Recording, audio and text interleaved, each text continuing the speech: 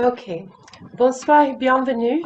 Je m'appelle Christina Selander-Bouzouina. Je suis la directrice de l'Alliance française de Minneapolis-Saint-Paul et je suis ravie de vous voir avec nos amis Alfred Alexandre, Rodney Saint-Aloy et Joël Vitiello, à qui je vais passer la parole dans quelques instants.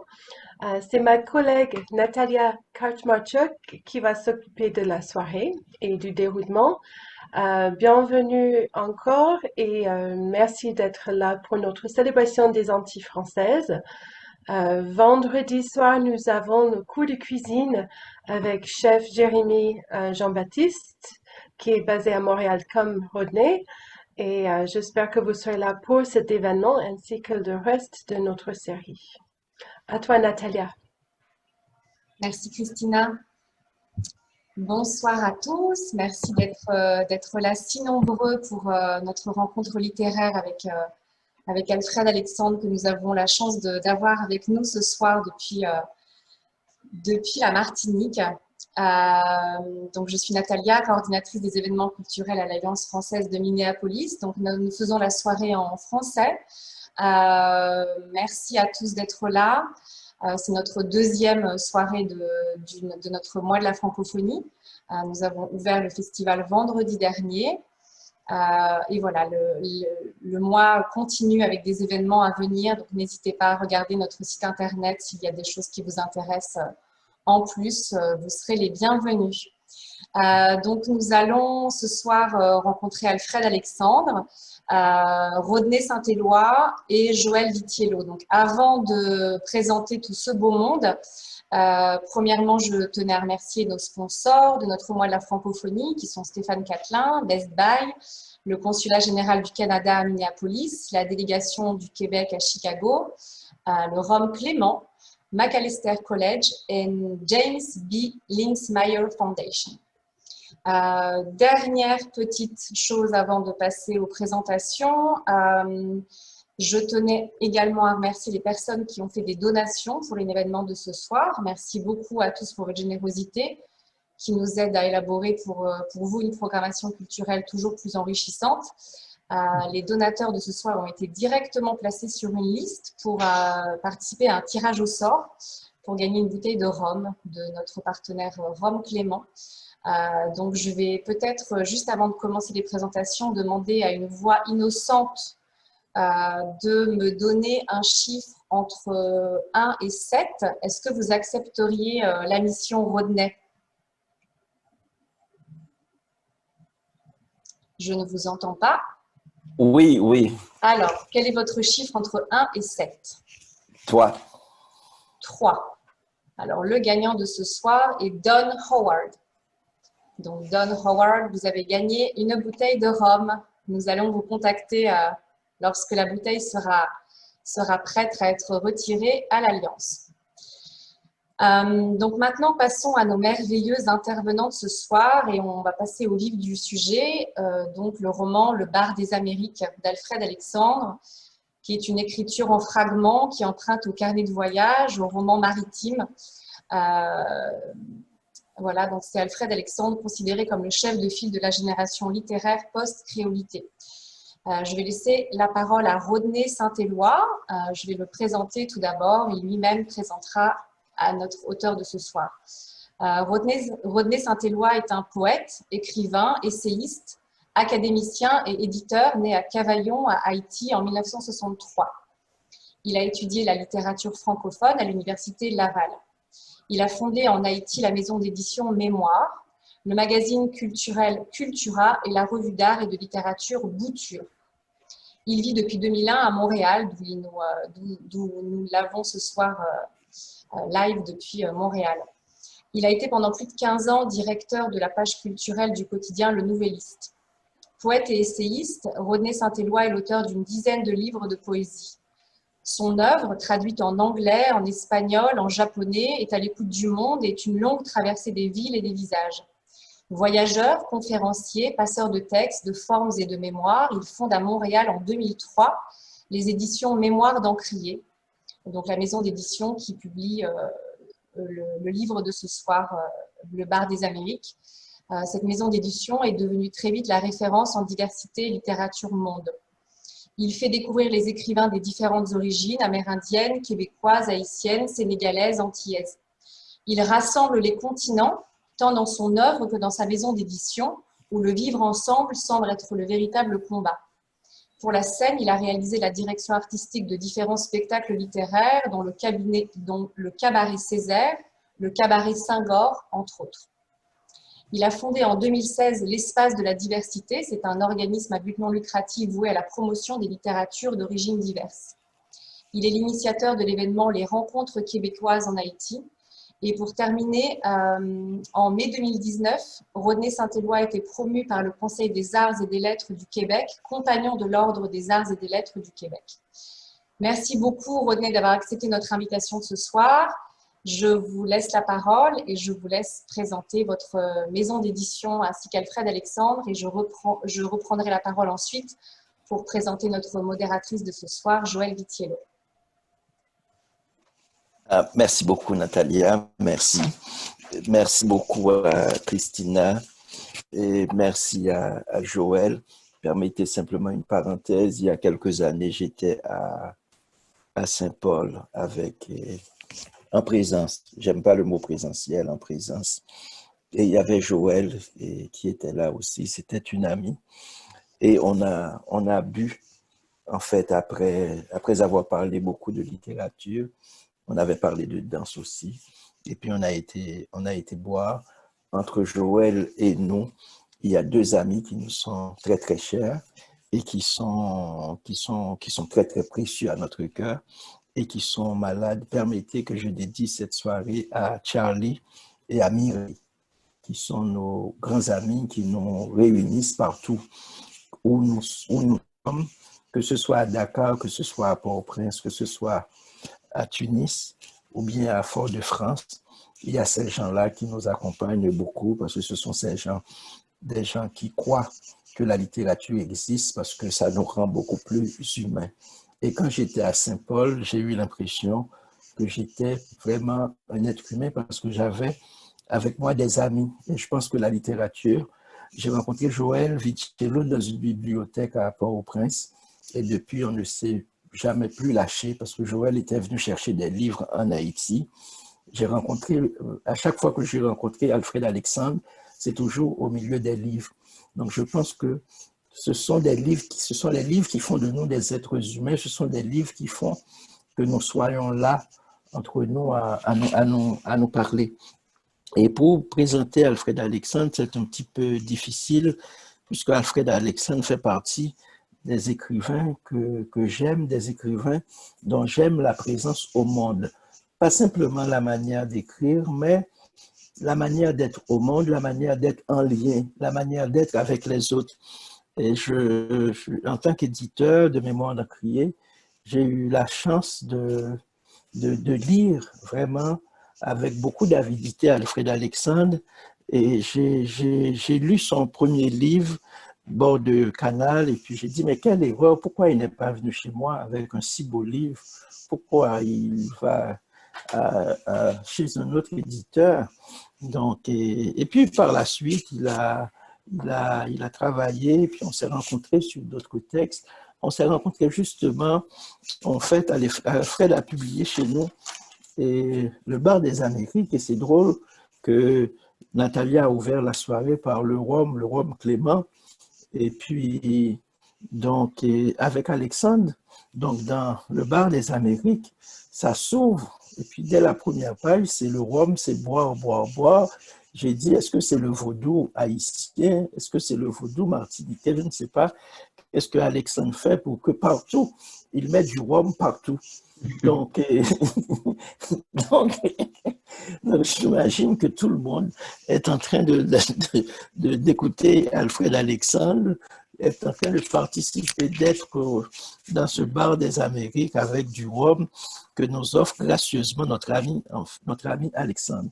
Donc, pour vous présenter Alexandre, je dirais une chose je dirais une chose très, très simple, c'est que Alexandre fait partie d'une génération qui ouvre une autre littérature dans l'espace antillais, on avait la génération d'Aimé Césaire, de Glissant.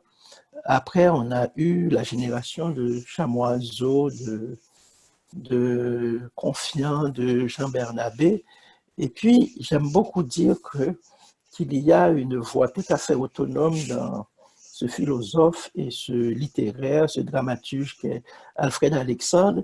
Je ne voudrais pas dire que c'est un romancier, je ne voudrais pas dire que c'est un poète, je ne voudrais pas dire que c'est un philosophe, parce qu'en fait, il y a chez Alexandre cette hybridité qui fait qu'il passe d'un genre à un autre, d'un système à un autre.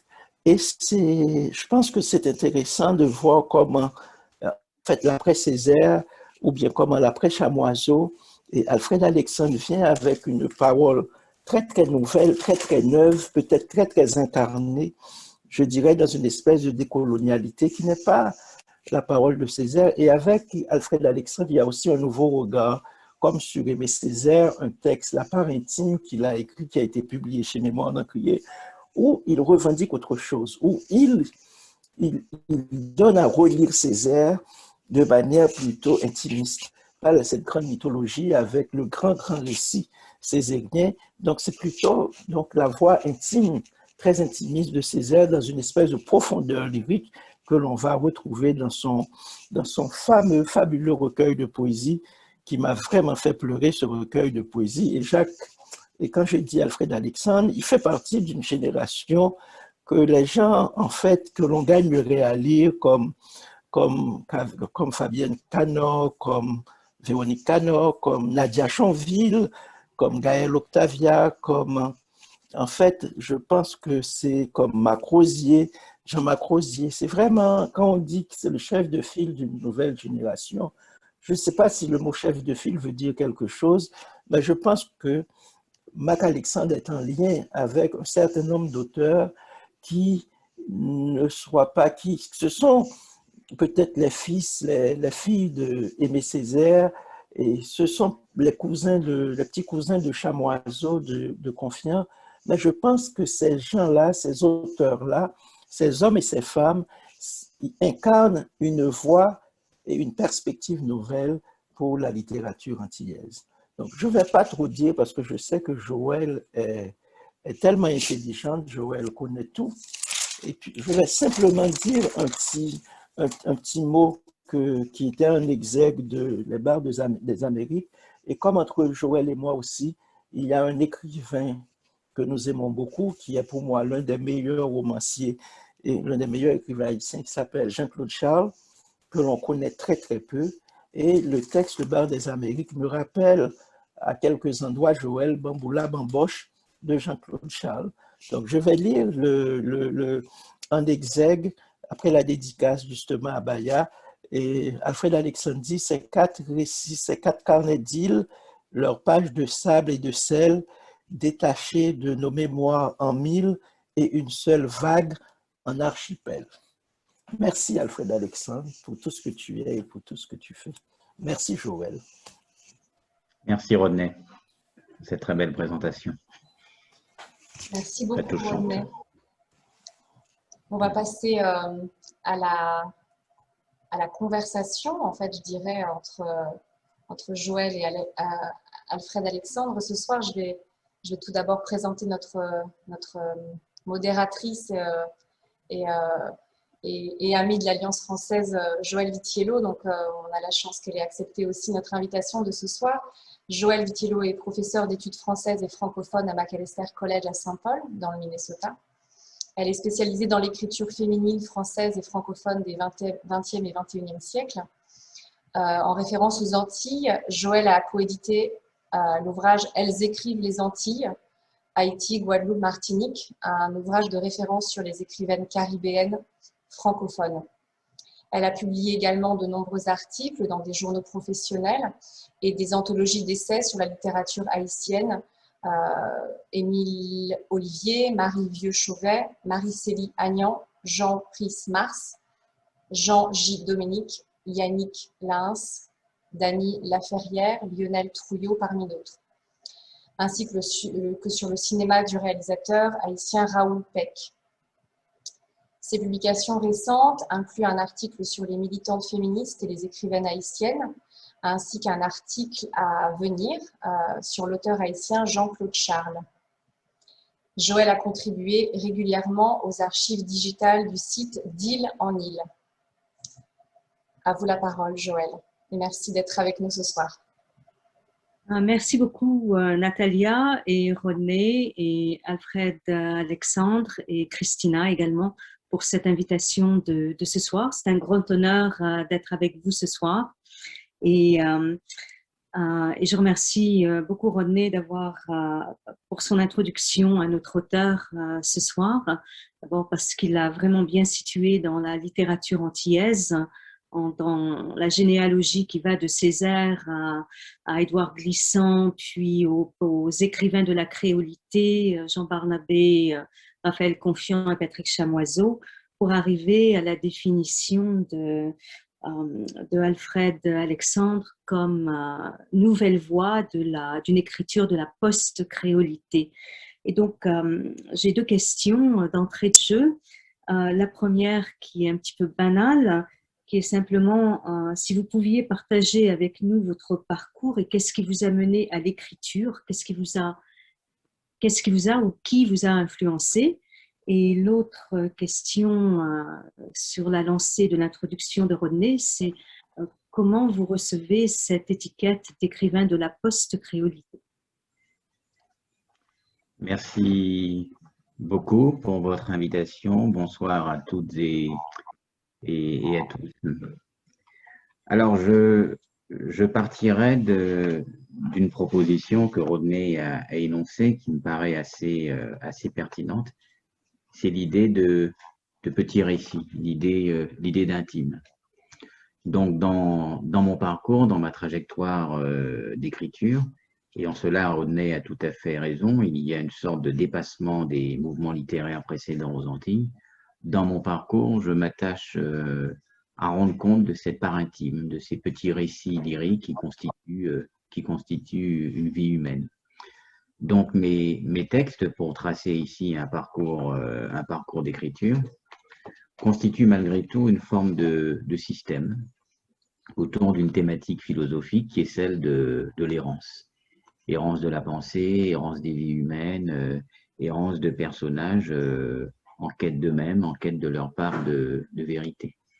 Donc, les trois premiers textes constituent une trilogie autour de la ville de Fort-de-France, que j'ai appelée la trilogie foyalaise, du fait de ce nom Foyal, qui est l'ancien nom de la ville de Fort-de-France.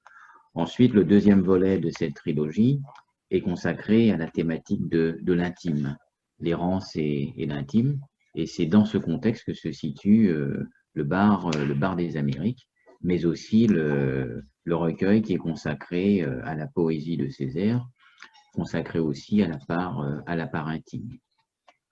Donc c'est un parcours d'écriture qui, à mesure que les textes avancent, à mesure que l'œuvre se déroule, s'éloigne de plus en plus des grands récits, des grandes mythologies collectives, et qui s'efforce d'approfondir l'intime, la subjectivité. Merci. Alors, vos premières œuvres, donc la trilogie urbaine, Bord de Canal, La Nuit caribéenne, qui est une pièce de théâtre, Les villes assassines aussi, donc font un portrait d'une île, enfin d'une ville qui est loin des représentations romantiques ou touristique, si on peut dire, hein, loin de l'image de la carte postale et des brochures pour touristes avec lesquelles on associe en général les Antilles françaises. Et donc, au contraire, dans vos livres, on est dans des sortes de huis clos, dans des quartiers marginalisés avec des personnages laissés pour compte, en proie souvent à de grandes violences sociales, en proie à la drogue, à la prostitution, en quête d'un avenir qui peut-être se déroulera ou peut-être pas.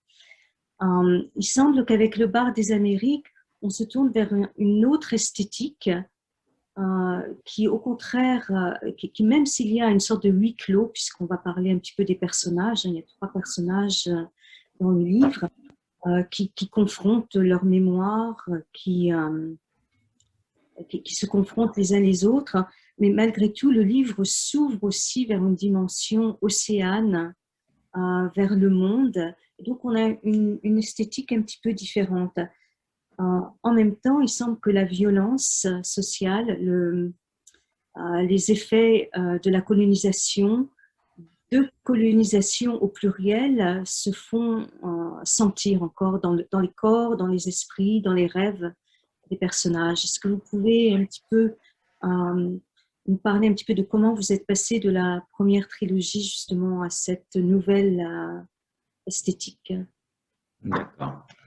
Derrière chacune des trilogies, il y a en quelque sorte un philosophe secret qui est là de manière incidente et qui accompagne les textes. La première trilogie est fortement influencée par le travail de Michel Foucault sur le biopolitique, sur l'espace carcéral. Donc les textes Bord de Canal, Les villes assassines, La nuit caribéenne, qui constituent la première trilogie consacrée aux marges de la ville, les textes sont construits autour de cette idée d'espace, de biopolitique, de contrôle des corps. Donc c'est une forme de géographie de l'errance. C'est presque un travail documentaire.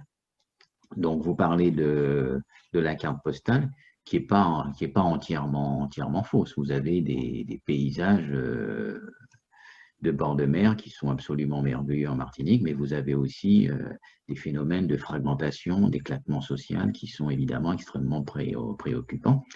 Mais la littérature n'est ni dans l'un ni dans l'autre. La catégorie à laquelle on doit ramener la littérature n'est pas la vérité. La vérité n'est pas une catégorie esthétique. Les textes relèvent plutôt d'une forme de vraisemblance. Donc, Bord de Canal est une fiction. Et les habitants de ce quartier, Bord de Canal, qui existe vraiment, m'ont souvent reproché d'avoir donné une image négative de leur quartier. J'ai rencontré aussi des travailleurs sociaux, des acteurs politiques qui sont convaincus que Bord de Canal est un documentaire sur le canal. Vous avez aussi des personnes qui sont convaincues que j'ai vécu près du canal, que je suis une sorte d'ancien de ce quartier qui, d'une certaine façon, fait une œuvre biographique.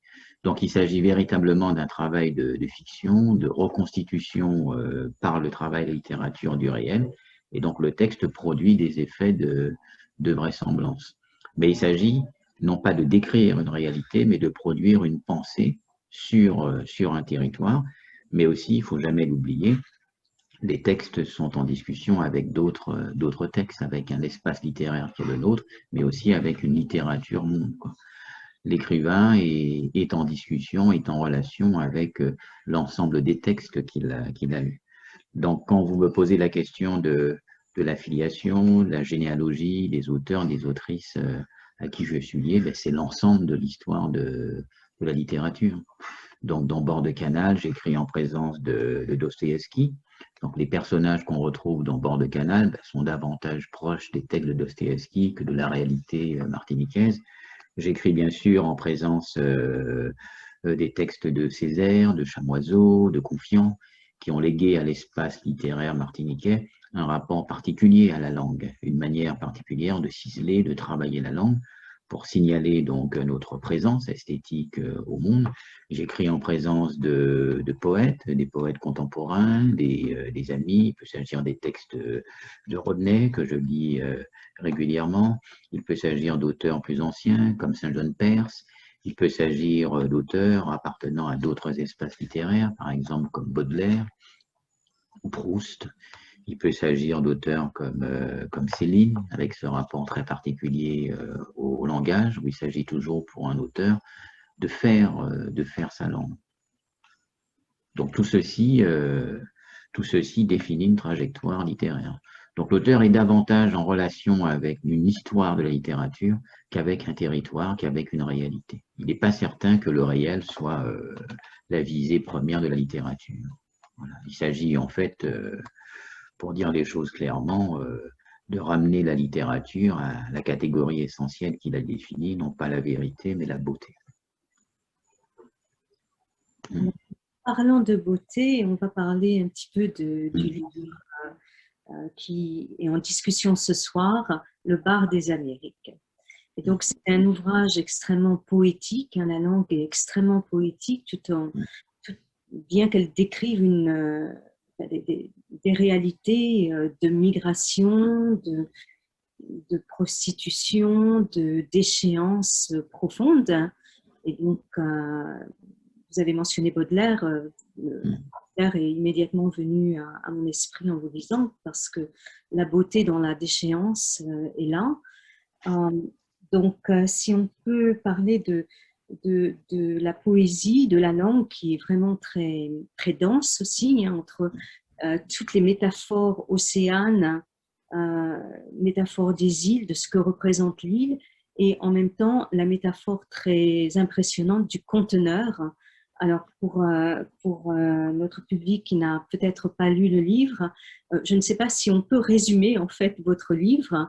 Nous avons passé une petite heure dans le cercle de lecture à confronter nos impressions, et donc je vais faire de mon mieux pour donner les grandes lignes.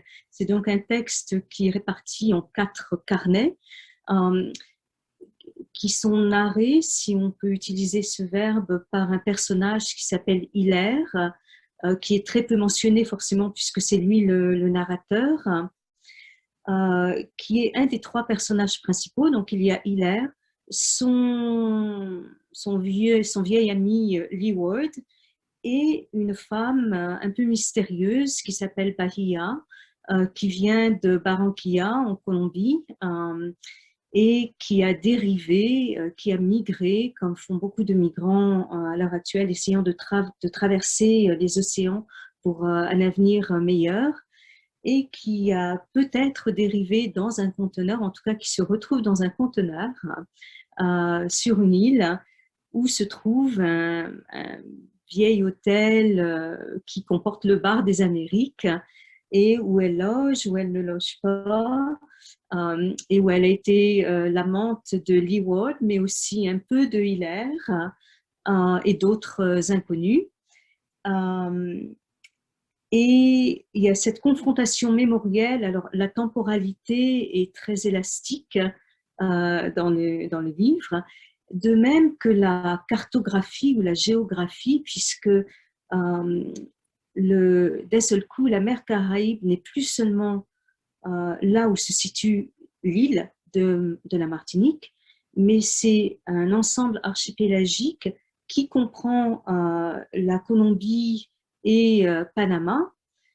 Et donc, Panama et la Colombie a une face atlantique et une face pacifique.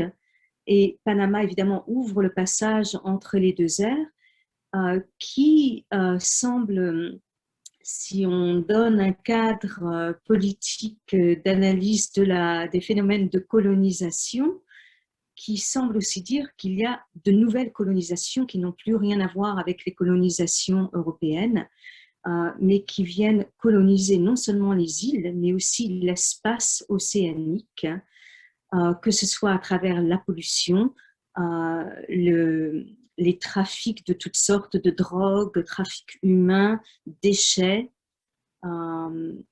Et donc que Bahia se fait dans un sens la porte-parole de toute cette confrontation, mais à travers un langage poétique magnifique. Voilà. Donc, je ne sais pas si c'est un bon résumé du texte qui... Alors aussi, il faut préciser que chaque carnet s'ouvre avec une sorte de petits passages poétiques, on dirait presque des haïkus, qui sont différents et qui donnent une teneur extrêmement dense à chaque carnet. Oui, absolument. Ben, écoutez, c'est un résumé absolument précis de la trajectoire que déplie le texte. Merci beaucoup. C'est peut-être le texte que j'ai voulu écrire dès le début.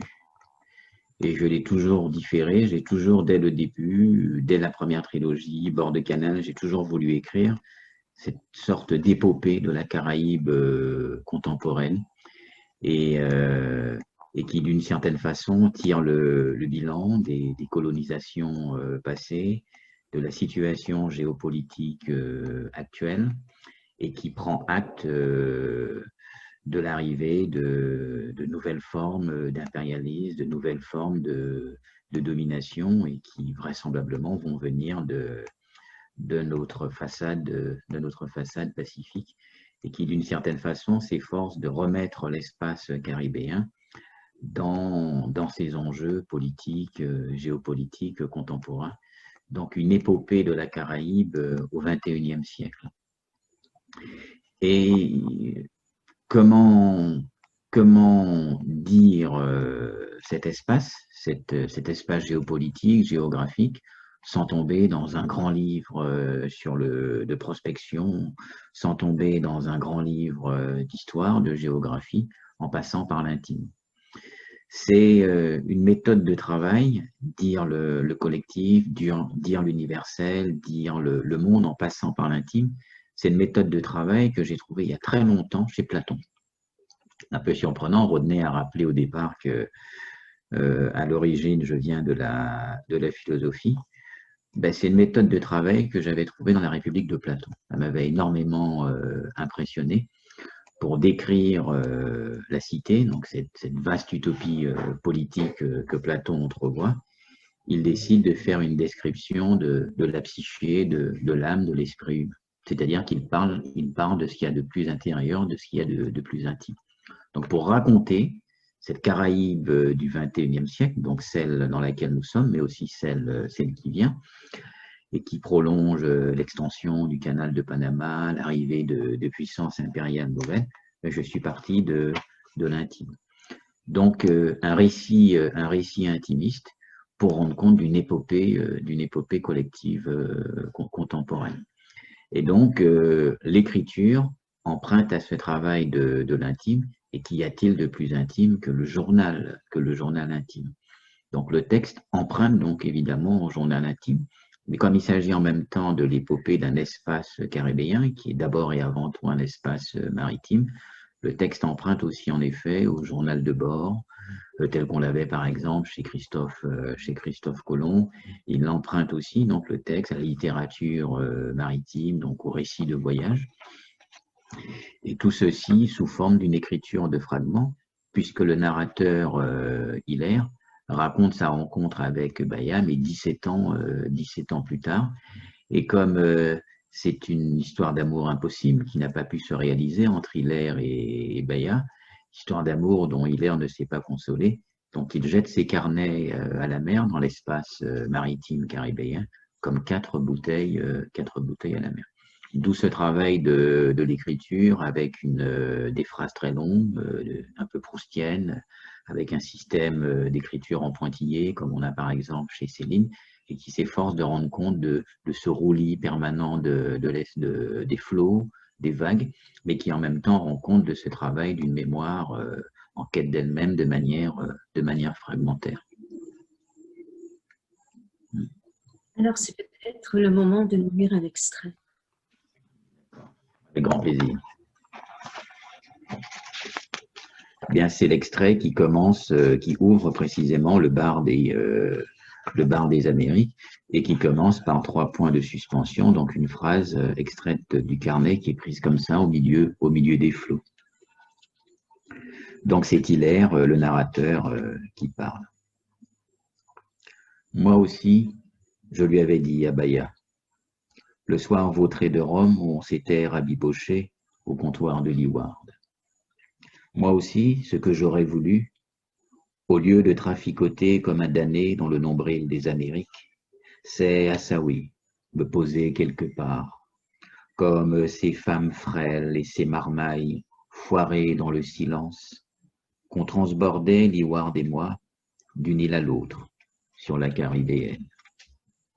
C'est ça que j'avais toujours voulu, moi aussi. C'est pour ça que j'avais mis autant de peine dans les années. C'est ça qui m'avait toujours fait rêver. Moi aussi, me dégoter un petit carreau de terre au bord de l'île, pour pouvoir le soir, sous le vent, asseoir mes crasses sur la véranda et regarder de loin la mer allumer des ombrages sous les soleils virant de l'œil. À voir la mer au loin sombrer d'un coup. Et après, m'allonger, le dos nu, sur le froid du carrelage, pour sentir sous mes os et mes muscles affaissés la consistance des mondes autres que liquides. C'est comme ça, à Saouy, que je voyais les jours heureux, avec en bandoulière, le long du vent, la main de Baya, cherchant la mienne jusqu'aux aurores. Même si, depuis qu'elle nous était venue, Baya, un matin, très tôt, sur le bord de la mer, évanouie de lumière, même si, depuis que les vagues l'avaient soi-disant ramenée de ce conteneur échoué aux marges de Panama et de sa zone franche, depuis Colonne, versant en une lente hémorragie le Pacifique dans l'Atlantique. Même si ce genre de noces tranquilles, tout contre moi, ça n'avait jamais vraiment fait partie de ses horizons ordinaires. Parce que tout ce qu'elle voulait, Baya, quand elle quittait sa chambre pour descendre au bar de cet hôtel, que Leeward, pour ses vieux jours, s'était barricadé en bout de pointe sur la presqu'île, là où le vent crachait dans un brouhaha continu des frasques bleues d'écume et de plancton salé comme un baiser. Tout ce qu'elle voulait, Baya, c'était qu'on prenne un verre, et puis un autre encore, et puis un autre, jusqu'à ce que la nuit ne puisse plus s'injecter une seule goutte de mauvais rhum dans le sang, jusqu'à ce que la nuit nous raye de l'existence.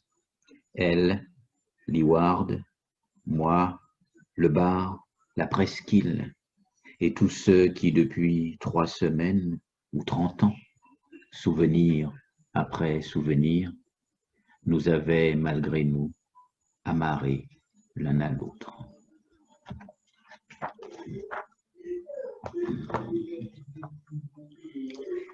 Merci beaucoup pour cette lecture magnifique qui me fait penser que vous êtes également un homme de théâtre, n'est-ce pas? Vous êtes dramaturge, vous écrivez des pièces de théâtre, mais vous dirigez également des pièces de théâtre.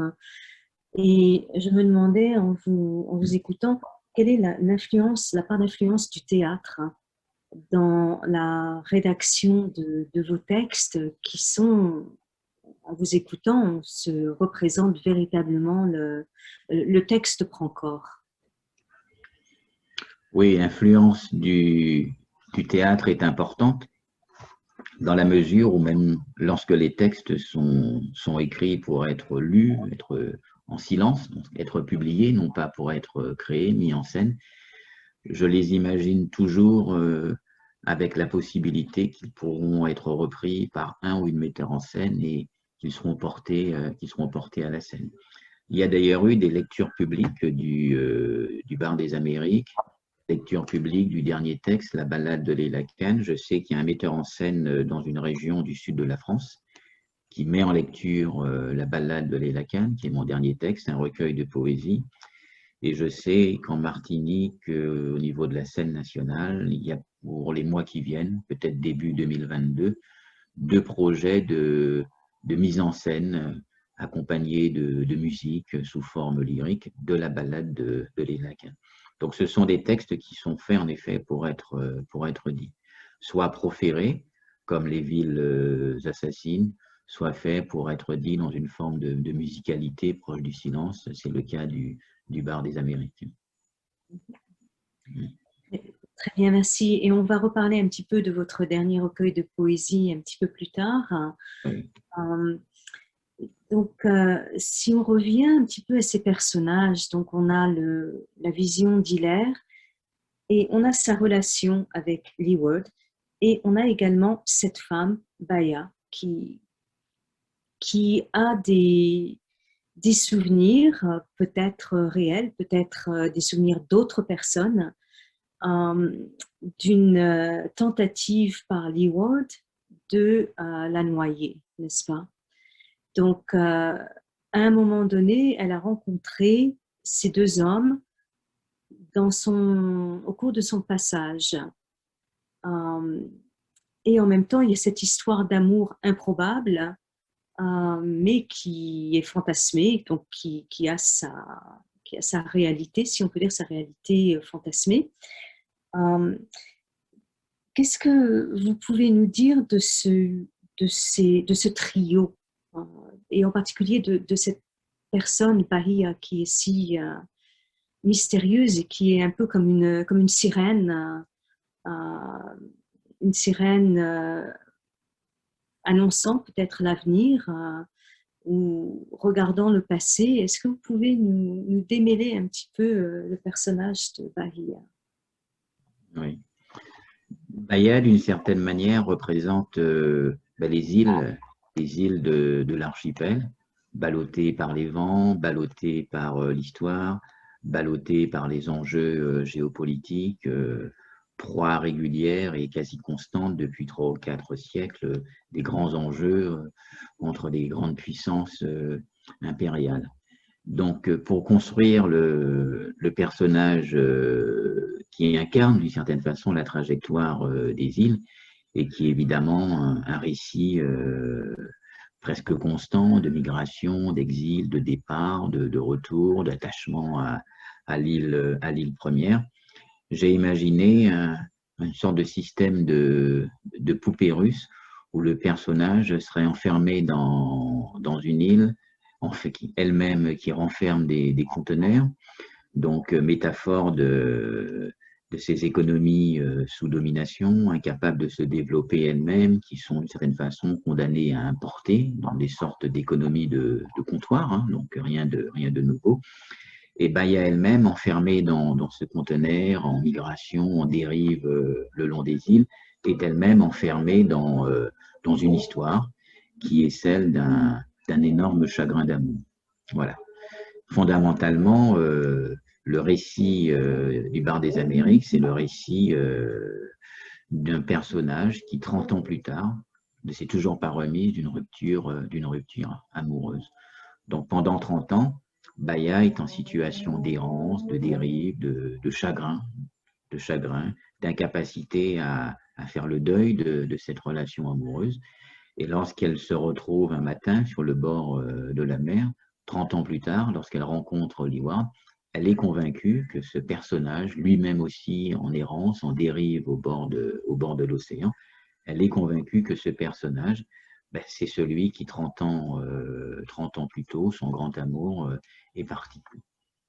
Et donc, ce sont ces deux personnages en errance, en dérive, qui tentent une dernière fois de réinventer l'amour et donc de se rencontrer. Et comme ces deux personnages sont enfermés en lui-même, comme ces deux personnages sont silencieux, il fallait évidemment un troisième qui soit là pour raconter leur histoire, c'est-à-dire d'une certaine façon l'histoire de leur rencontre impossible. Et ce troisième personnage, c'est évidemment Hilaire, qui lui aussi est amoureux de Bahia, qui n'ose lui avouer son amour parce que Bahia a fait le choix d'aimer et d'être aimé de Leeward. Et le nom même des personnages, Hilaire, Leeward, Bahia, renvoie évidemment à la géographie des îles. Hilaire, on entend dans Hilaire évidemment l'île, mais Hilaire aussi, c'est le nom d'un poisson des Amériques, le bar justement avec 2 R des Amériques. Bahia évidemment renvoie géographiquement aux Amériques, à la Caraïbe, à une île, et évidemment Leeward, c'est la dénomination anglaise évidemment des îles en rapport avec cette question des îles dans le vent et sous le vent. Donc ces personnages incarnent cette épopée contemporaine de la Caraïbe qu'essaie d'élaborer le bar des Amériques. Et le titre du livre aussi renvoie donc au bar, au comptoir, dans lequel se trouvent les personnages, mais renvoie aussi à cette idée que les îles sont maintenues en dépendance et sont toujours ramenées à cette situation d'économie comptoir. Voilà, où des produits extérieurs viennent se déverser. Et en même temps, les îles essaient d'être le paradigme de ce qui se joue dans d'autres territoires. Voilà. C'est-à-dire que ces phénomènes de domination, d'impérialisme, d'économie de comptoir qui sont à l'œuvre sur nos territoires, on les retrouve ailleurs. Alors, en même temps qu'il y a cette notion de l'île comme lieu d'enfermement, d'isolement, enfin, insulaire, on est là et on ne peut pas s'échapper. Et en même temps, cette ouverture sur l'océan qui, bon, lui-même est pollué, envahi, déserrant. Et en même temps, il y a ces mouvements qui rythment le livre de ressac, de flux, de reflux, comme on l'a évoqué dans le cercle de lecture aussi. Et donc, est-ce que la mer, finalement, continue d'emprisonner l'île ou est-ce que ça peut être un porteur d'ouverture, peut-être de solidarité archipélagique, ou est-ce qu'il n'y a pas d'espoir? Oui, absolument. Comme je le disais en introduction, il ne faut jamais perdre de vue que la littérature, même lorsqu'elle essaie de produire des effets de réalité, est d'abord une discussion de la littérature avec la littérature.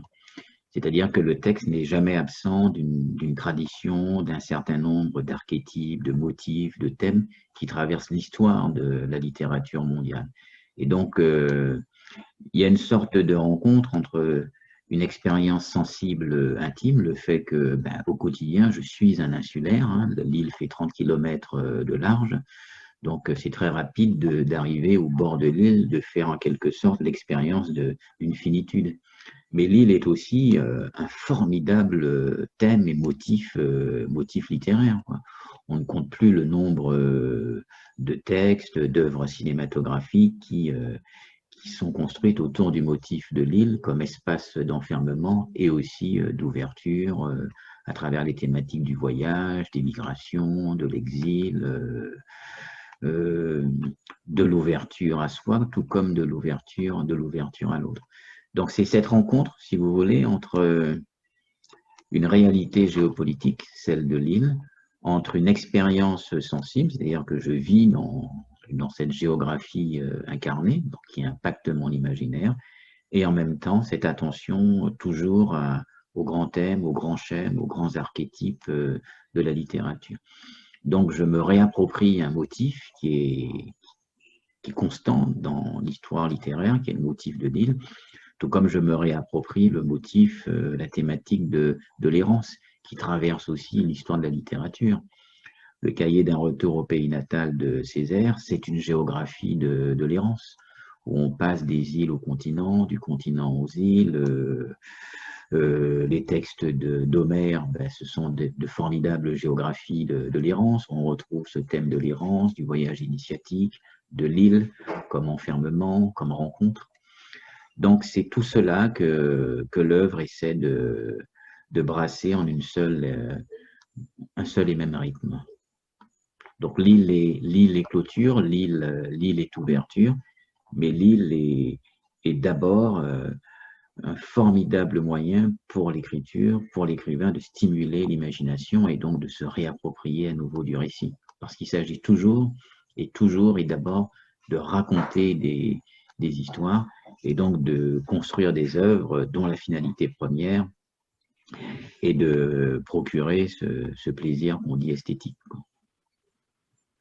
Alors, parlant de plaisir, est-ce que vous pouvez nous lire un deuxième extrait? Un deuxième extrait du bar des Amériques, absolument.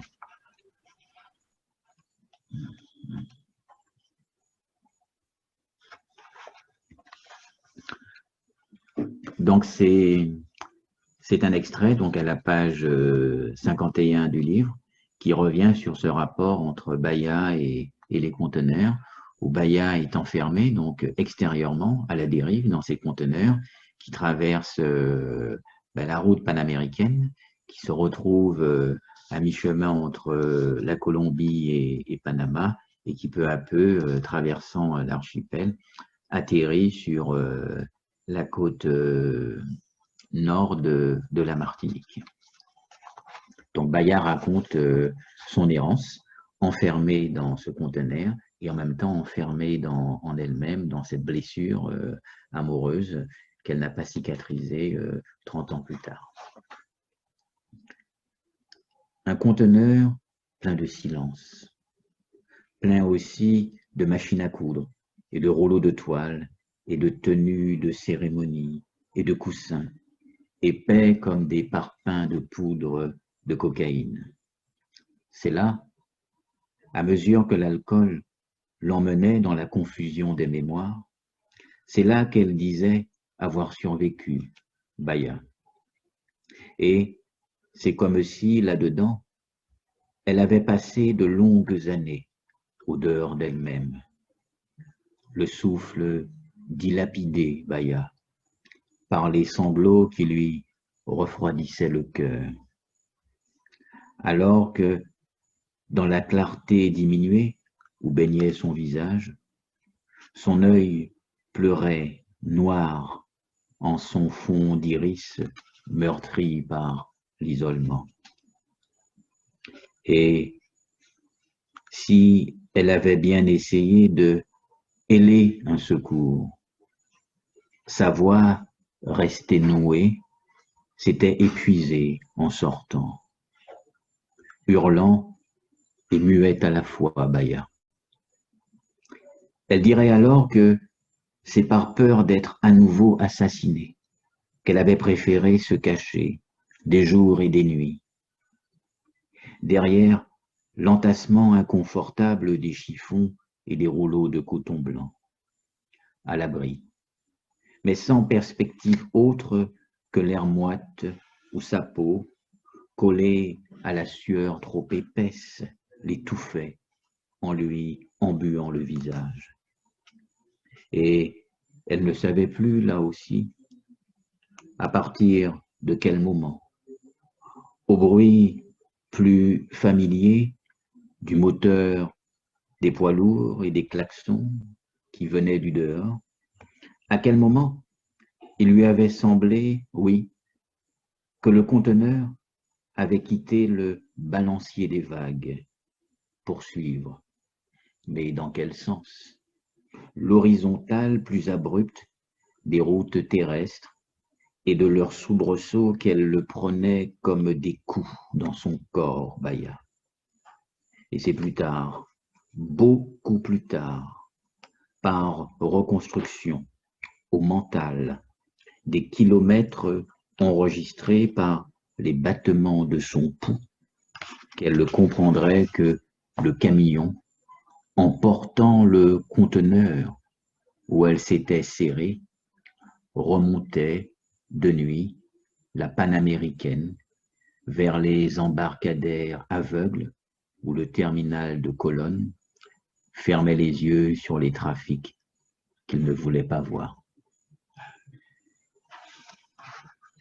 Voilà, donc c'est un passage sur cette expérience de l'enfermement que vit Bahia.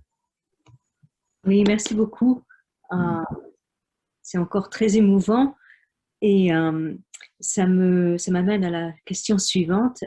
On a parlé un petit peu de votre dernier recueil de poèmes, La Ballade de Leila Khan,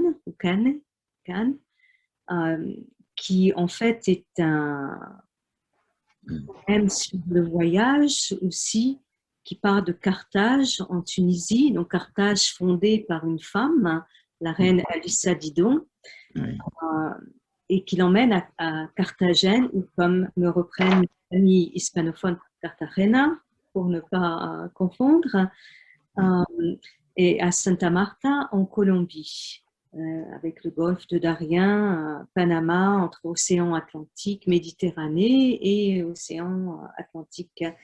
Et avant de parler un peu plus de ce recueil, votre lecture m'a amené à cette question qui est que les femmes occupent une place centrale dans votre écriture, à part peut-être dans La Nuit caribéenne, où on a deux personnages masculins, deux frères. Mais dans Les Villes assassines, on a le personnage de Winona. Dans Le Bar des Amériques, on a Bahia, qui en fait est le cœur, en même temps que la mer, l'océan, l'île, le conteneur. Bahia est vraiment ce qui tient le texte. Est-ce que vous pouvez, et puis dans le poème, dans le dernier poème, c'est aussi un récit de femmes. Donc, est-ce que vous pouvez parler un petit peu de la place des femmes dans votre œuvre, ou quel rôle occupent-elles?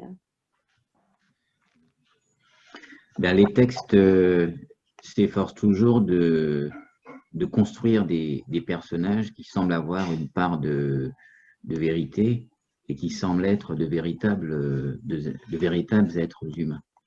Donc les personnages féminins occupent évidemment une place importante dans Le Bar des Amériques, dans La Balade que vous avez citée, dans Bord de Canal également. Parfois, les personnages sont construits aussi en fonction des générations. Dans Les Villes assassines, ils ont à peu près 17 ans. Dans Le Bar des Amériques, le narrateur a 70 ans. Donc, il s'agit à chaque fois d'essayer de construire un personnage qui soit masculin ou qui soit féminin et une part de vérité suffisamment forte pour paraître vraisemblable. Mais vous parliez du théâtre tout à l'heure.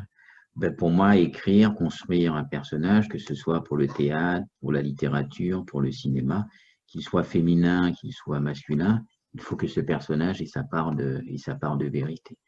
Donc, je suis très touché que vous soyez touché par Bahia. Ça veut dire qu'elle a en elle cette part de vérité qui la rend crédible, qui la rend humaine. On a presque l'impression que c'est pas de la littérature, quoi. Que Bahia, on l'a rencontrée, qu'elle est une part de nous. Oui, alors c'est peut-être le moment de nous lire un extrait justement de votre dernier texte, le recueil La Balade de Leila Khan. Si vous voulez bien partager absolument. un extrait avec nous.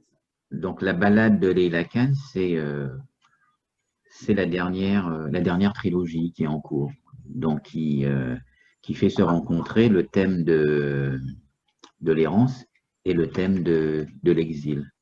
Donc, je vous disais tout à l'heure que derrière chacune des trilogies, il y a bien souvent un penseur, un philosophe. Donc, derrière la première trilogie qui activait des thématiques de l'intime et du biopolitique, on avait Michel Foucault.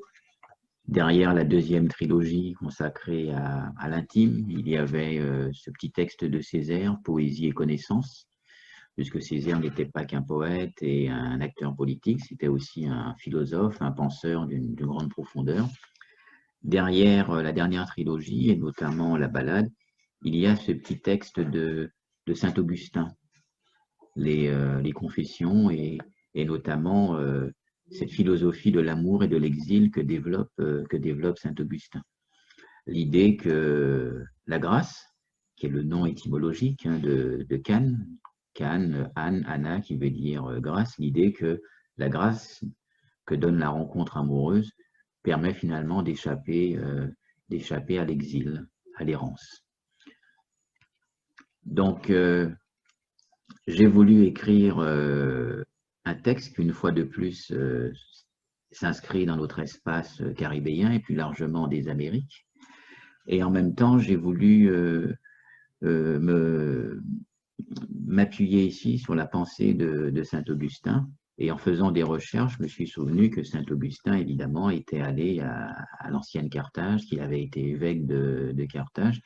Et donc, par association poétique d'idées, d'imaginaire, Carthage l'ancienne, à Tunis, m'a ramené à Carthagène des Indes, en Colombie. Et donc, j'ai essayé de combiner ces deux espaces imaginaires à travers aussi une temporalité qui est celle de Saint-Augustin, mais aussi qui est notre temporalité actuelle. Et donc, j'ai réactivé ici un mythe littéraire qui est un mythe littéraire arabo-persan, celui de Leïla et Majnoun, puisqu'il s'agit, comme je le disais toujours, d'être en discussion avec une histoire de la littérature. Donc ici, la littérature arabo-persane, le mythe de Leïla et Majnoun, qui est un peu l'équivalent du mythe de Tristan et Iseult, de Roméo et Juliette, donc des thématiques de l'amour impossible. Donc ici, le personnage féminin, Baya, n'a qu'un désir, c'est partir, quitter l'île. Donc on retrouve cette thématique de l'exil, et elle a un amoureux, un amant, qui lui au contraire n'a qu'un désir, c'est habiter l'île, rester ancré dans son territoire. Donc il est la métaphore du poète, parce que lui a besoin justement de ce contact charnel avec l'île pour pouvoir continuer à la dire, à la nommer. Donc c'est une histoire d'amour entre deux êtres que la géopolitique, que la géographie, que la question des migrations nécessaires va séparer. Donc ce sont des histoires qu'on voit tous les jours, des êtres qui s'aiment et qui, pour des raisons de migration économique, climatique, sont obligés de se séparer. Et donc, ce sont deux êtres qui se séparent, mais en continuant à s'aimer, et qui imaginent que la rencontre un jour sera de nouveau possible. Donc, je vais vous lire le dernier poème du recueil, celui donc où Baya s'en va, mais où on indique qu'elle reviendra, puisque d'une certaine façon, c'est une histoire d'amour qui doit résister au temps et aux séparations. Donc j'ai dit Baya, mais elle s'appelle Leïla. Leïla dit qu'elles reviendront. Au loin, les îles, heureuses comme une enfance.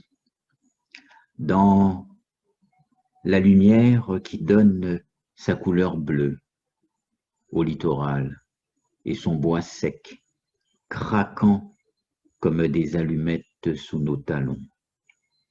Et les jeux d'eau où nos mains apprenaient quels gestes un jour seront plus lents pendant l'amour. Lorsque dans le grain salé de sa bouche, posée sur mon épaule comme une pépite éclose de l'air marin, il y avait sous la pluie tendre comme un baiser, son rire de petite fille, courant pieds nus autour de la courbe des plages, et dans ce rire, les lents sourires où des années plus tard, elle viendra les sandales à la main, m'attendre l'après-midi au bord de l'océan. Là où le vent qui revenait de Carthagène, siècle après siècle, modifiait la géographie molle des sables où nous nous sommes aimés.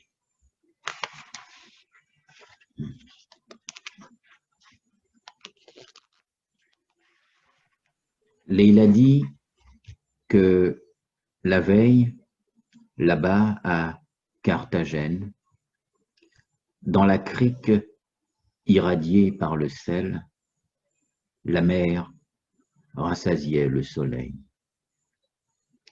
Leïla dit que demain, dans l'ombre, une vague cherchera la trace des couples moulés dans la mémoire des sables nus. Leïla dit que dans la rumeur des villes anciennes, il y aura l'éternel retour de la promesse d'éclose du silence de nos empreintes. Leïla dit que, comme toute pensée, chaque exil commence par une errance. Leïla dit qu'elle sait pourquoi longtemps je l'ai cherché à Carthagène. Leïla dit que dans les grands incendies de soleil, où Carthage de nouveau se baignait, comme les îles l'après-midi qui brûlent au bord de l'océan, Il y avait des rues lentes comme un baiser, et les faubourgs où l'amour, main dans la main, flânait. Leila dit que dans la ville haute, comme les flammes qui la perpétuaient, c'est là que j'ai fait le serment, un jour, de retirer des cendres les sables où nous avons connu les heures inouïes.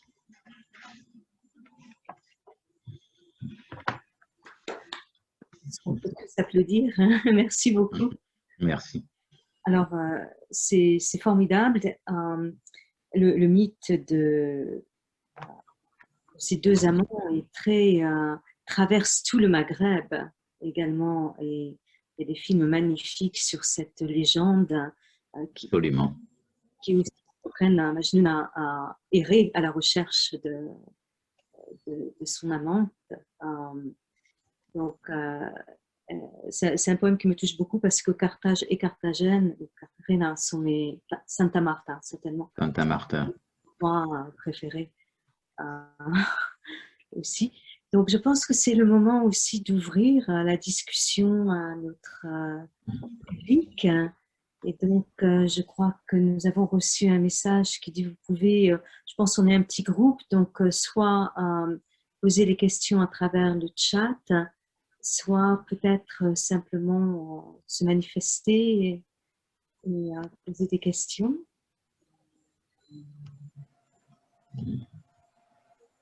Chacun se sent libre d'intervenir. Les gens, Oui. les personnes qui ont participé au cercle de lecture, René, ceux qui ont lu et ceux qui n'ont pas lu.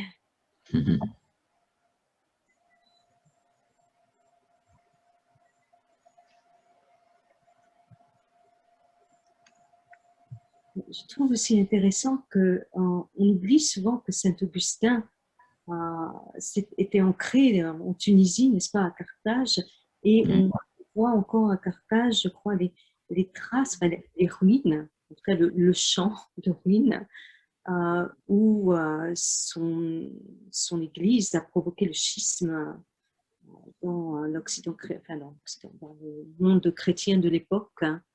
Absolument. Et il y a sa querelle intellectuelle, idéologique avec les manichéens qui pensent qu'il n'y a pas de salut et que l'être humain est condamné à l'exil du paradis. Et Saint-Augustin, lui, à travers sa pensée de l'amour, pense que la grâce, qui est l'autre nom de l'amour, va évidemment nous sauver de l'exil. Donc c'est ce thème qui est repris ici et qui est évidemment laïcisé. Donc ce personnage qui dit qu'il est venu à Carthagène et qu'il savait là-bas qu'il rencontrerait Bayan, donc comme incarnation de l'amour absolu, c'est évidemment Saint-Augustin qui parle à travers la voix aussi de Majnun. Oui, c'est un très beau texte, très touchant, et puis c'est l'inscription de la littérature, de la subjectivité dans l'histoire de la littérature monde. Donc vous disiez que ce mythe, cette légende traverse tout l'espace littéraire arabo-persan. Mais ce qui est impressionnant, c'est que ce mythe a aussi traversé la Méditerranée. Cette histoire du fou de Leila, donc de l'amoureux fou, de l'amour fou, devient le titre d'un recueil de Breton, L'amour fou, mais devient aussi un mythe littéraire qu'Aragon se réapproprie à travers la figure du fou d'Elsa. Majnun, c'est le fou de Leila, donc Aragon réécrit l'un de ses poèmes les plus impressionnants à travers ce mythe littéraire. On a des musiciens comme Eric Clapton qui se réapproprie aussi, qui reprend ce thème littéraire. Donc c'est vraiment un très beau mythe littéraire que j'ai voulu, comme d'autres l'ont fait bien avant, transposer dans l'espace littéraire des Amériques, de la Caraïbe, où ce thème de l'errance et de l'exil, évidemment, fait aussi partie de nos thématiques, de nos motifs littéraires. C'est très récurrent. On retrouve ce rapport à l'espace, à l'exil, chez les textes de Stéphane Alexis, on le retrouve chez Césaire. Donc, Rodney le disait en introduction, il y a une littérature monde. Et le fait d'appartenir à ces territoires archipéliques, insulaires, ces territoires carrefour, comme disait Édouard Glissant, a fait en fait que nous sommes en permanence en connexion au carrefour de plusieurs histoires, plusieurs géographies, plusieurs histoires littéraires. Et c'est cette littérature en carrefour qu'on appelle aussi parfois de manière un peu étonnante la diversité. Et la diversité qui est un peu, si vous voulez, le monde tel qu'il se fait aujourd'hui sous nos yeux, quoi. Donc la diversité, c'est l'autre nom de ce qu'on appelle la relation et qui sont peut-être les nouvelles formes de relations au monde et aux autres, quoi. Et c'est impossible quand on habite un territoire comme l'espace caribéen de n'appartenir qu'à un seul espace littéraire, puisque d'une certaine façon, le monde entier, de manière tragique, est venu se donner rendez-vous dans l'espace caribéen. Donc la littérature rend compte aussi de cette rencontre-là, aussi tragique fut-elle.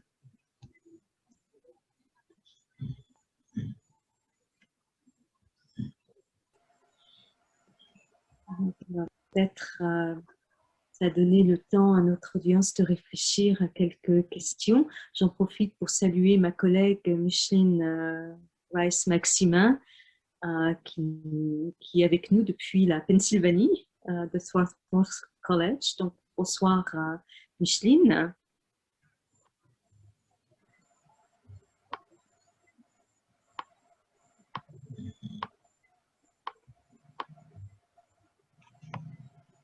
Un silence fécond.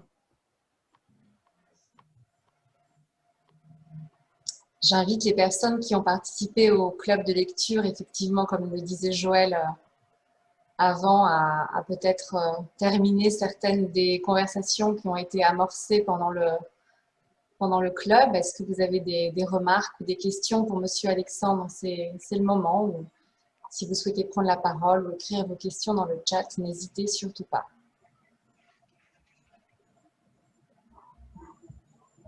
Bonsoir. Bonsoir. Bonsoir Marina. J'avais juste une question par rapport au processus d'écriture. À quel moment vous sentez que vous donnez une voix à vos personnages pour qu'ils vous paraissent réels? Je ne sais pas si c'est une question bête. Je ne sais pas. C'est peut-être la question la plus essentielle qui soit. Voilà, c'est vraiment peut-être la question la plus importante pour un écrivain. À quel moment on arrive à construire cette illusion qui s'adresse au lecteur, à la lectrice, qu'on a en face de soi, non pas un personnage de papier, mais un personnage avec qui on va entrer en empathie. Eh bien, c'est ce qu'il y a de plus difficile. Ça prend du temps, c'est long. Au début, on a des idées. Encore plus difficile quand l'écrivain, le romancier, le poète est doublé, par exemple, d'un sociologue, d'un philosophe, c'est-à-dire quelqu'un souvent qui parle du concept. Donc, comment réintégrer du sensible, de l'humain, des émotions, dans tout cela? C'est long. Donc, surtout dans ma méthode de travail, où il y a aussi beaucoup de recherche documentaire. Donc, il y a des idées, il y a des concepts, donc une pensée sur le monde, il y a une recherche documentaire, et puis à un moment donné, il faut réussir à poser un être humain dans sa vérité sur le papier. Eh bien, c'est le poème qui creuse, puis qui s'efforce à chaque fois de construire un personnage. Mais c'est là que précisément le miracle se constitue. On ne sait jamais à quel moment on arrive à poser un personnage. Il y a aussi une dimension d'imprévisibilité, qui est quelque chose qui échappe finalement à l'auteur. On ne sait pas toujours comment on fait. Mais vous avez entièrement raison, c'est là peut-être se situe le miracle, à quel moment on arrive à poser un personnage qui nous emporte, avec qui on entre en empathie. Et puis pourquoi à ce moment-là, ce personnage-là? Pourquoi Baya? Pourquoi Leila? Pourquoi Leeward? C'est là peut-être que surgit cette part d'énigme qu'on appelle l'imagination. J'ai une question aussi. Je suis dans le book club et c'était un livre très lyrique, merci. Vers la fin, il a dit qu'il est vieux et il n'est pas des mémoires et quand on est vieux, on doit avoir des beaux mémoires. Et est-ce que c'était parce qu'il ne faisait pas du bon, il n'y avait pas de famille? Est-ce que vous pouvez parler plus de ça? Oui, merci pour votre question. Oui, à la fin du livre, Hilaire fait un peu le bilan de son existence. Et donc, il estime qu'il va sans doute bientôt mourir. Et donc, il veut partir avec l'esprit léger. Donc, il essaie de conserver ce qu'il y a eu de meilleur dans son existence. Donc, il fait le bilan parce que c'était quand même un passeur de clandestins. Donc, il fait le bilan de la partie la plus lourde, la plus tragique de son existence. Et puis, il essaie aussi de conserver en mémoire ce qu'il y a eu de plus beau, de plus léger. Et ce qu'il y a eu de plus beau dans son existence, c'est cette rencontre avec Baya. Donc, Hilaire arrive au bout de son existence, et donc il fait le bilan, il fait le tri, et il essaie de conserver le meilleur. Donc, il range d'une certaine manière ses souvenirs. Voilà, je ne sais pas si je réponds à votre question. Non, merci. Oui. Et en même temps, sa mémoire, elle est fragmentée. Donc, il essaie de reconstituer la mémoire. Donc, ce que dit aussi le personnage d'Hilaire, d'un point de vue philosophique, c'est que la mémoire est aussi une sorte de fiction. La mémoire, c'est une histoire qu'on réarrange en permanence. La façon dont on se définit, dont on se raconte, est aussi une fiction permanente, quoi.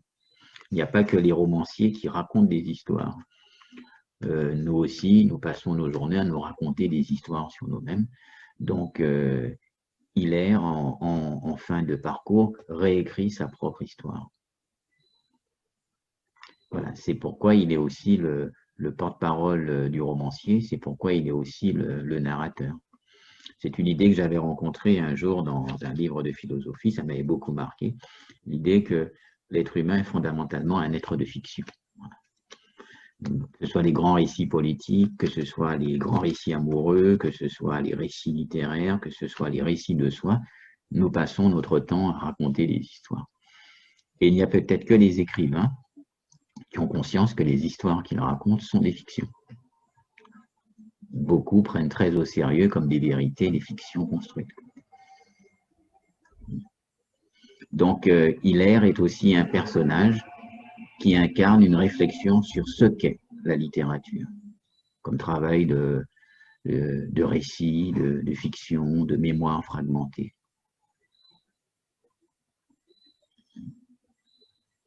Donc, que signifie écrire?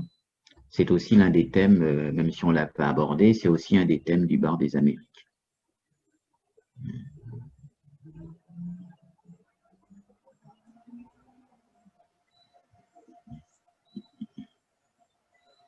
Est-ce que nous avons d'autres questions ou interventions ou remarques de la part du public pour Monsieur Alexandre?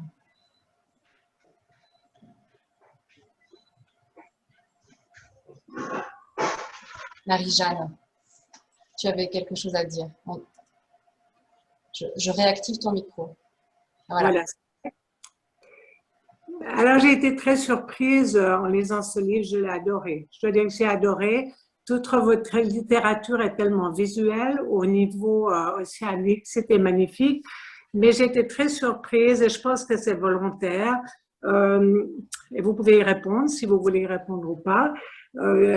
Tout le pouvoir de l'alcool, j'ai vécu dans les Caraïbes, donc je connais bien un petit peu le désespoir et beaucoup de gens qui balancent dans la drogue ou dans l'alcool pour oublier leur désespoir ou pour vivre réellement. Et si vous pourriez faire une petite remarque concernant le Bar des Amériques et toute cette conversation qui se passe, qui devient de plus en plus intime avec un verre de rhum à la main.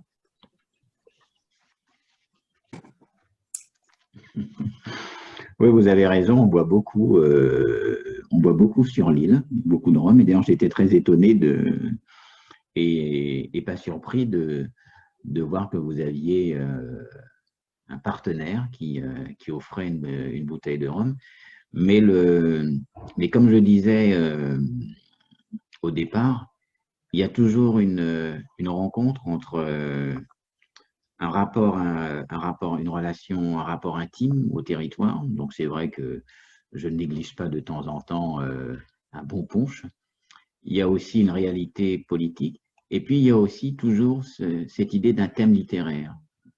L'alcool, les paradis artificiels, le rhum, les lieux clos comme les bars sont aussi des espaces profondément littéraires que les romanciers, que les cinéastes n'ont cessé de réactiver. Donc c'est toujours cette rencontre entre la réalité de l'île, l'expérience d'un écrivain, et puis ces grands schèmes, ces grands thèmes, ces grands moments de l'espace littéraire. Oui. Et ce que le lecteur, la lectrice, très souvent reconnaît à travers les livres, eh bien, c'est une certaine familiarité avec des schèmes de la littérature monde. Oui. Voilà, ce thème de l'ivresse, du bateau ivre, des paradis artificiels traverse l'histoire de la littérature. Votre micro n'est pas activé. Merci beaucoup, c'est vraiment magnifique, c'est une beauté et je dois dire que bien que je sois francophone, j'ai eu beaucoup de difficultés au début d'entrer dans votre texte, dans votre psychologie en fait, en tant qu'écrivain, et je me suis rendu compte que vos textes, à mon avis, c'est personnel, sont très beaux quand ils sont lus. Il est plus facile de les écouter que de les lire. Et je pense que c'est à cause du rythme, et quand vous les lisez, vous avez un rythme qui est magnifique. Donc, on voit les vagues, on voit le vent, on voit les alizés.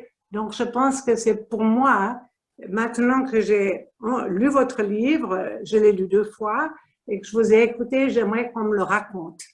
Oui. Parce que je trouve que c'est tellement condensé au point de vue des images, et de la lecture, et des émotions, que de l'écouter est beaucoup plus reposant que de le lire. Je vous félicite, c'est très, très beau.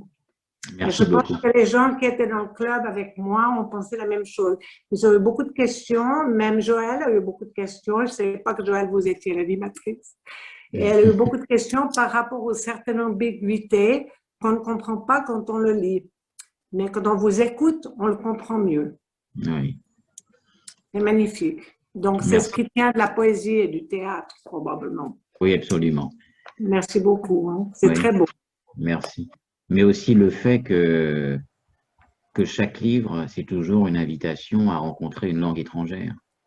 Voilà. On a toujours, quand on rencontre un texte qui procède vraiment d'un travail d'écriture, de travail sur la langue, on a toujours le sentiment qu'on est en face d'une langue étrange, opaque et qui nous résiste.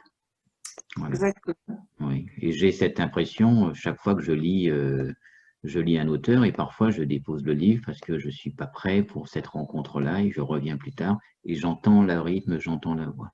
Voilà. Voilà. Voilà. Toute œuvre littéraire, s'il s'agit de création littéraire, donc d'un travail de réinvention d'une langue, nous place en présence d'une langue qui nous résiste au départ par son opacité. Ce n'est pas une langue familière. Voilà. Et puis vous avez raison, une fois qu'on est entré dans le rythme, on est emporté. J'ai pensé, je ne sais pas si c'était une idée, mais je pense que d'autres lecteurs ont pensé la même chose, qu'au début, c'est assez violent par rapport à votre position, par rapport aux colonies et par rapport à la France. On entre là-dedans un peu, on est secoué en fait. On entre là-dedans dans un monde qu'on ne connaît pas. On ne connaît que le monde des Antilles, le côté romantique en fait. On ne connaît pas cette turbulence. Et tout d'un coup, on entre dans cette turbulence et ça prend un certain moment pour pouvoir s'habituer à l'idée et se laisser aller par le rythme des vagues, le rythme de l'écriture. Mais au départ, c'est vraiment, c'est une cascade. Hein? C'est bien, c'est bien construit. Merci beaucoup. Beaucoup.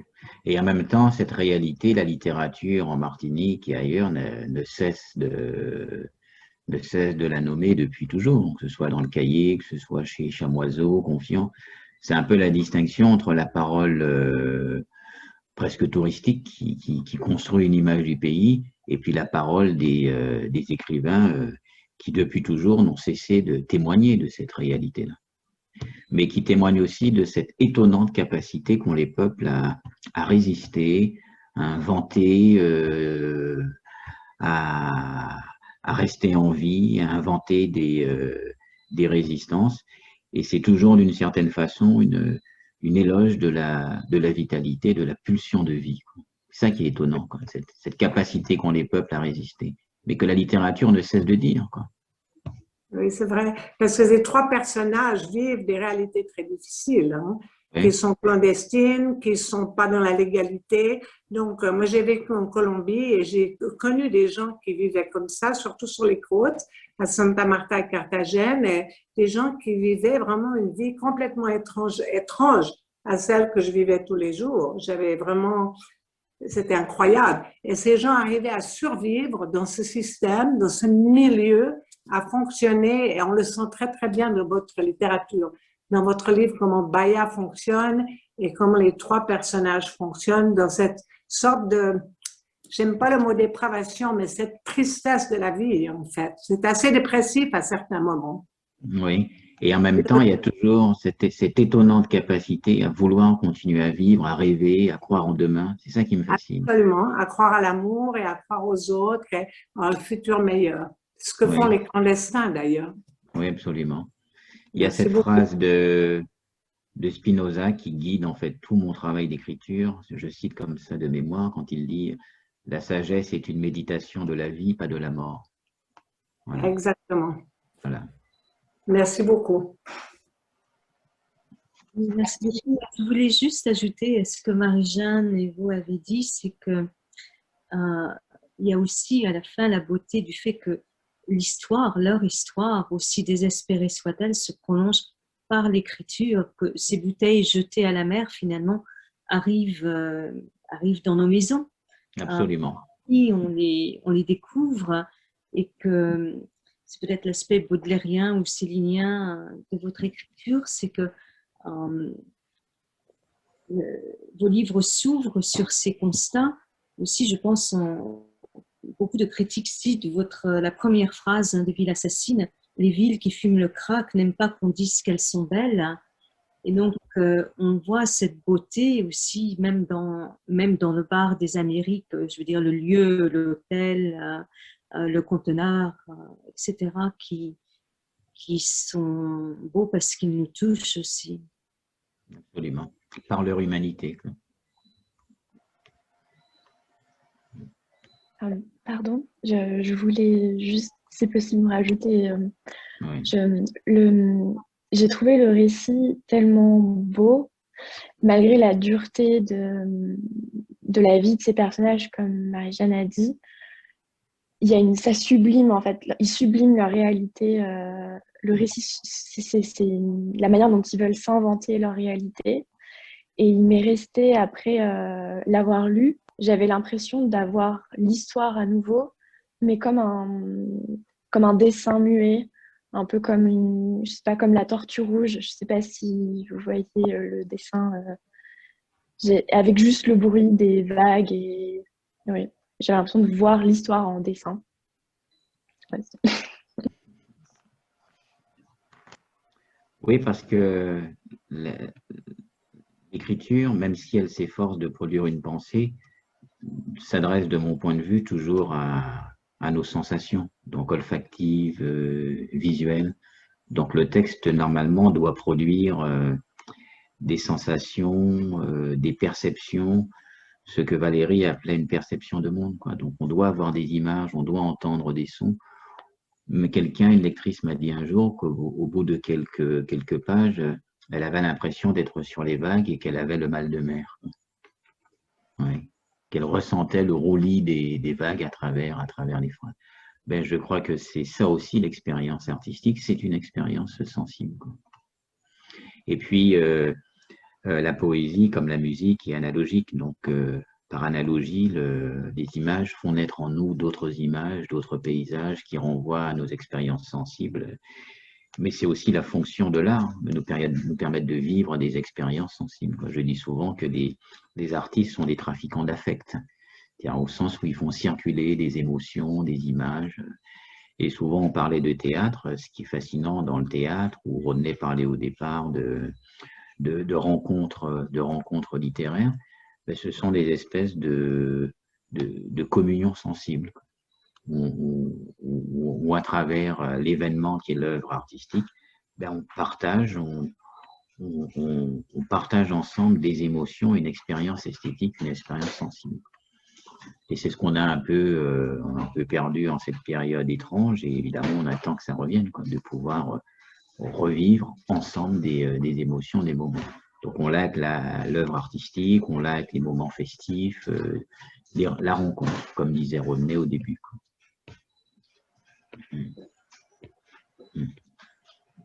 Un grand, très très grand merci pour cet échange fabuleux. Vraiment, c'était un très grand plaisir de vous avoir, Alfred, ce soir. Est-ce que nous avons d'autres remarques, questions, interventions du public? Si personne n'a d'autres commentaires à faire, je vous propose de clôturer la soirée. Peut-être avec une dernière question de ma part. Vous avez participé au festival Étonnant Voyageur il y a quelques années à Saint-Malo. Oui. Malheureusement, les voyages ne sont plus possibles ces temps-ci. Quelle est votre actualité? Si on parle du présent, est-ce que vous avez des projets en cours en Martinique? D'abord, quand vous parlez du festival Étonnant Voyageur, il y a évidemment une pensée pour Michel. Il y a un très beau festival. J'ai beaucoup aimé le parcourir parce que c'est un lieu qui convoque justement l'imaginaire des îles et de la rencontre. Donc l'actualité, c'est continuer à écrire. Donc sur l'île en Martinique, c'est l'un des avantages d'habiter une île, aussi petite soit-elle, c'est que c'est plus facile finalement de fermer l'île. Donc on continue à vivre, on continue à travailler, les lieux de culture sont ouverts, l'île n'est pas confinée. Donc l'actualité la plus immédiate, c'est le 16 et le 17 commence le festival de théâtre de Martinique. Donc dans le cadre de ce festival, j'ai adapté pour un metteur en scène le texte de Victor Hugo, Le dernier jour d'un condamné. On retrouve ces thématiques de l'exil, puisque l'exil, évidemment, est une thématique très présente chez Victor Hugo. Donc l'actualité la plus proche, c'est dans 10 jours le théâtre. Waouh!